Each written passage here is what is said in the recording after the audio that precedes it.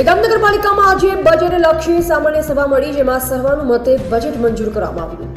ગાંધીનગર જિલ્લાના દહેગામ નગરપાલિકા હોલ ખાતે આજે બજેટલક્ષી સામાન્ય સભા નગરપાલિકા પ્રમુખ વૈશાલીબેન સોલંકીના અધ્યક્ષસ્થાને મળવા પામી, જેમાં પ્રથમ તો નગરપાલિકાના લગતા વળગતા વ્યક્તિઓનું મૃત્યુ થતા તેમને 2 મિનિટ મૌન પાડી શ્રદ્ધાંજલિ આપી. ત્યારબાદ શહેરનું વિકાસલક્ષી પુરાત બજેટ વૈશાલીબેન સોલંકીના અધ્યક્ષસ્થાને રજૂ કરાતા પ્રથમ તો વિરોધ પક્ષ દ્વારા તેનો વિરોધ થવા પામ્યો અને લાંબી ચર્ચા કર્યા બાદ સૌના સાથ અને સહકારથી બહુમતીથી મંજૂર કરવામાં આવ્યું. પરંતુ વિરોધ પક્ષના નેતા માર્ગે સક્સેનાએ આ બજેટને ફાડી નાખ્યું, પરંતુ પ્રથમ મંજૂર કર્યું, ત્યારબાદ ફાડી નખાયું. આ કેવું? ત્યારબાદ દહેગામના અકસ્માતમાં મૃત્યુ પામેલા તિલકરાજ રાઠોડના પરિવારને નગરપાલિકા દ્વારા સહાય માટે ઉગ્ર રજૂઆત કરી. જે સહાય મળે તે માટે વિરોધ પક્ષના નેતા દ્વારા વિરોધ કરવામાં આવ્યો હતો, પરંતુ તેના માટે પ્રમુખ અને પિન્ટુભાઈ અમીન દ્વારા રજૂઆત કરવામાં આવી કે પ્રાદેશિક કમિશનર કચેરી ગાંધીનગરથી મંજૂરી મેળવ્યા બાદ સહાય ચૂકવવામાં આવશે. તેઓ દરખાસ્ત કરવાનો નિર્ણય લેવામાં આવ્યો.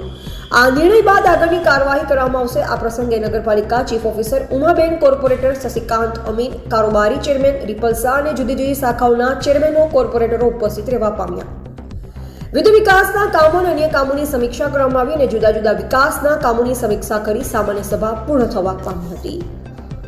રિપોર્ટર અગરસિંહ ચૌહાણ, હરસોલી, દહેગામ, ગાંધીનગર.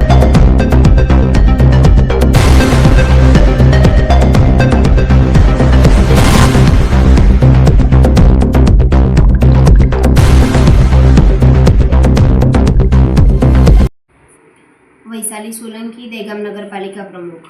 આજરોજ દહેગામ નગરપાલિકાની સામાન્ય સભામાં દહેગામ શહેરનું વિકાસલક્ષી પુરાંત બજેટ રજૂ કરતા હર્ષની લાગણી અનુભવી.